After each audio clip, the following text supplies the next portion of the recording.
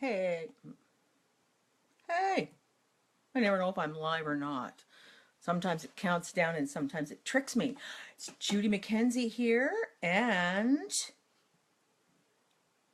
it is time for another Mindset Minute or Two. Last night I mentioned on the first video, and sorry about all that dipsy doodle stuff, I did consult my many knowledgeable people that use Facebook Live all the time, and they're saying, "Oh, the horizontal thing, stay away from it. It's no good. It acts up. It does crazy things." So I am vertical just for you. Now, I before I sort of get into some other stuff, I wanted to tell you a sad bit of information. Lesley Gore died today. Now, if you're not around my age group, you'll think, who the hell is Lesley Gore? Well, Lesley Gore was one of the amazing folks in my younger years. She sang this song called You Don't Know Own Me, and I'm going to put a link in that was my little Hillary Clinton.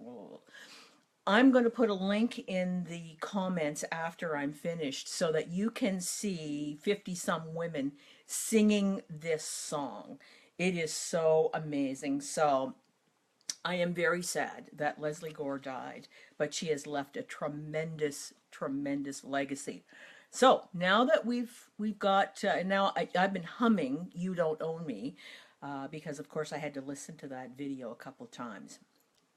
So hello Nilu, hello Jean, Lauren, Deb. Well, I can't see you, but I'm so thankful that you're here. Appreciate your support. So I am the founder of Mindset Power Academy, where my primary belief is we've got to work on five key things. Five, there's my hand, five key things before we can get to mindfulness. So there's lots and lots of talk about mindfulness.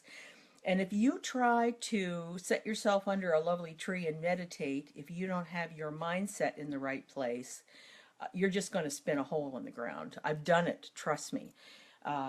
So this is what the focus of these Facebook Live sessions are going to be, is talking about just bits and pieces, because each of the topics is so large, and I want to keep my Facebook Live messages relatively short so that they don't take too much time. So before we get started, the first thing I need to do is to share with you some of my knowledge and thinking about why do we need to manage our thoughts? What's the point?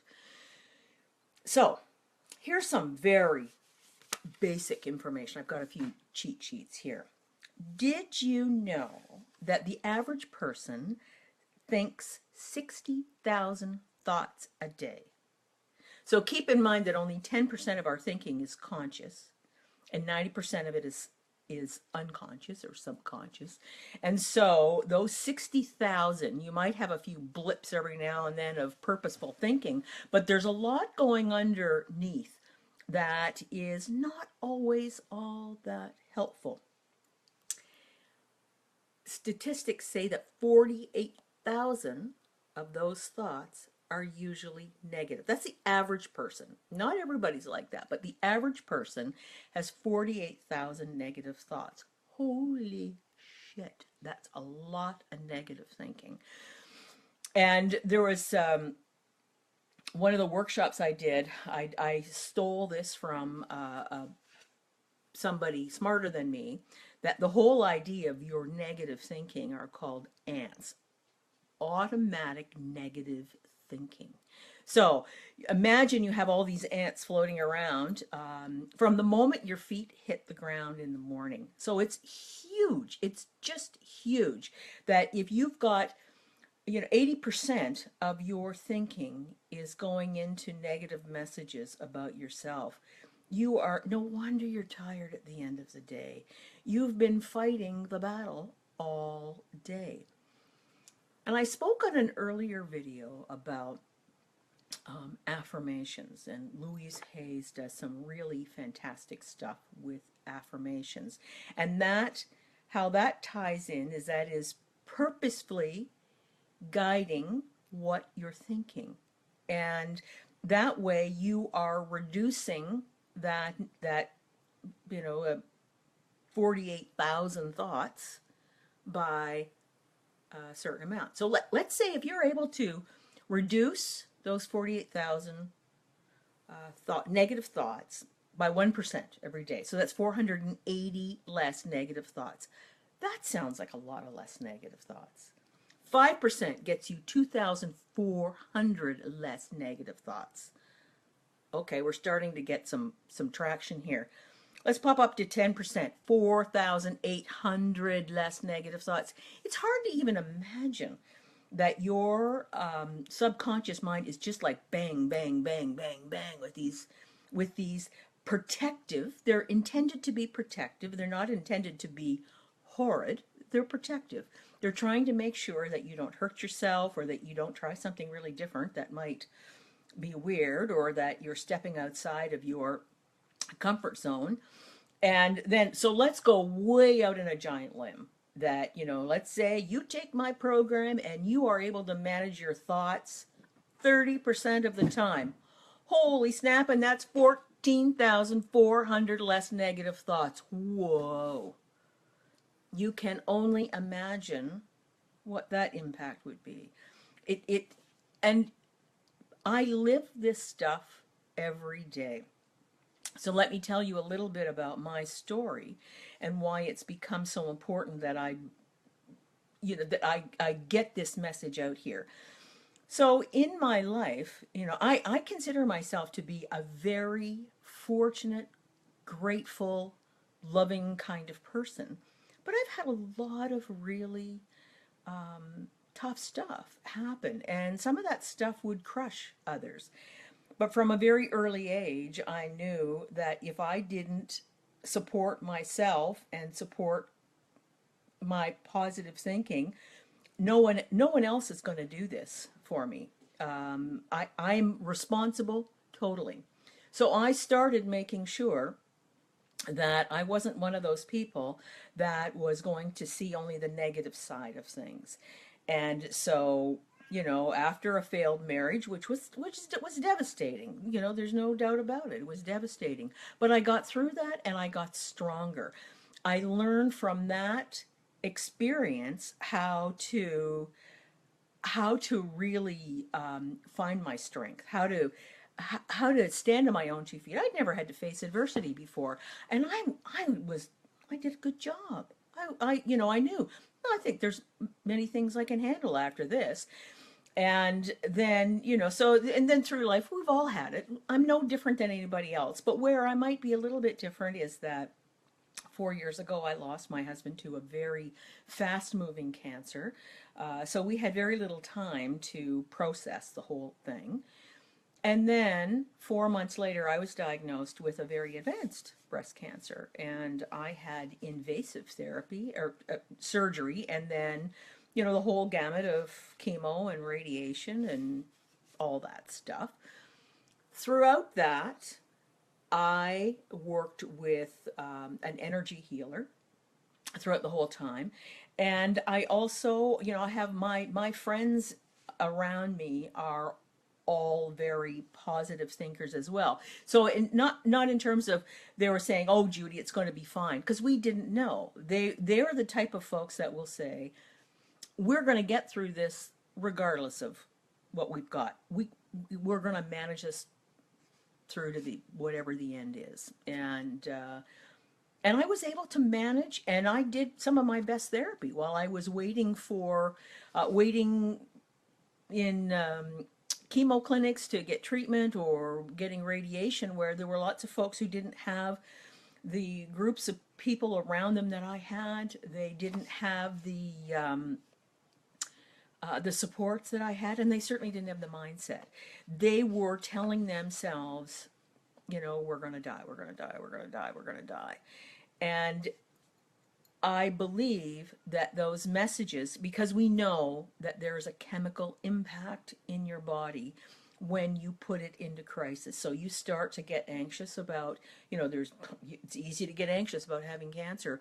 But if you start getting anxious, you are just flooding your system with chemicals in your own body, plus all the other crap they put into you to try to kill these errant little cells that want to make mutual friends. And if you don't manage your mindset, it could just kill you. That's all there is to it. That's it doesn't. It is that I'm not trying to be a downer at all, but that's why I wanted to start out tonight with talking about a little bit about my story and a little bit about where some of my belief systems are coming from. I talked about, oh, and here's my support cat, who you'll see many times over the course of the next several videos. He's with me all the time. But during the course of my first marriage, well, my only marriage breakdown, there's a gal in here, Deb, who is joined us, and she was a very large part of helping me to, oh, thank you, I'm getting nice kisses. I think those are for you, Deb. Getting wonderful support and guidance. And, and her message to me was, you're better than that. You can do this. You can do this. You can do this. And I could do it. I could do it, and I did do it. So it's wonderful to see. These are old dear friends that I have had, that I've got through some stuff, and that fuels all of this thinking. So now, what my goal for the next 10 years is to help as many women as I can that are going through all these kinds of self-confidence issues around work, around the relationship. It could be a medical issue too, that that stirs up all kinds of stuff. But if you're feeling stuck, or you're feeling like you just aren't doing what you think you should be doing while you were put on this earth, there's a number of things that you can do. And one of them is to start out with, what are you thinking? So what I'm going to do is I'm going to leave this live webinar, and I'm going to ask you to think about, for the next couple days, how many times you say a negative thing to yourself. Like, if you make a mistake, do you say, oh my God, that was so stupid? How could you be so stupid? Or you make some kind of a mistake, you say, oh, I was never very good at that. So you're always criticizing. And think about the things that you say to yourself. Would you say them to your grandchild, or to your child, or to your best friend? Would you say those things out loud to someone else? Not likely. If those are the kinds of things you can't say out loud, you should not be saying them to yourself. And that's why, don't believe everything you think, because many of you are thinking a lot of negative stuff that isn't always true. So keep that in mind for the next few days. And the next video that I will do will be in a week, and I'm going to talk about 4 or 5 of the key ways in which we get into some negative thinking. And but if you have any questions, don't hesitate to ask me in the chat boxes, and I can answer you. Your feedback would be incredibly appreciated, and anything that you'd like to hear about, also do let me know. So this is the Rat Cat and Judy McKenzie signing out from lovely North Toronto. And I will see you in a week. Bye for now, everybody. Have a great one.